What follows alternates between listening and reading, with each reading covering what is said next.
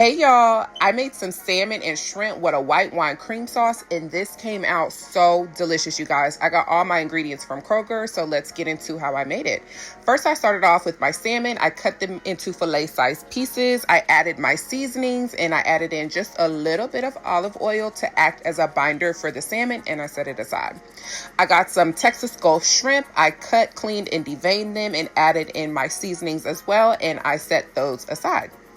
Then I started on my veggies. I had a green bell pepper, an onion, and a tomato. I did hollow out the Roma tomato. I didn't want the sliminess in my sauce, so I did hollow it out and I set it aside.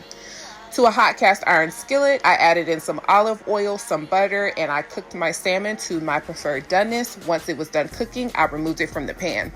I did remove the burnt bits at the bottom of the pan, and then I added in some butter and started on my shrimp. Shrimp don't take a long time to cook. You need about 2 to 3 minutes on each side, and then you'll remove it from the pan. You're going to add in more butter, add in your veggies, chicken bouillon paste, tomato paste, and you're just going to let that saute down for about 1 to 2 minutes.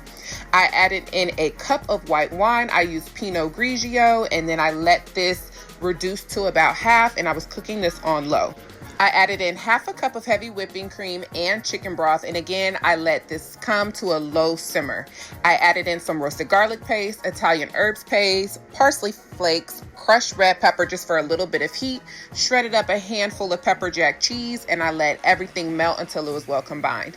Added in some soy sauce for some good depth and flavor, a little lemon juice over the top, and then I added my shrimp back to the pan and just let everything come to a simmer and get well combined. I plated this on up and I poured the shrimp mixture over the salmon with some mashed potatoes and some broccoli, and this was a hit, you guys. Try it out.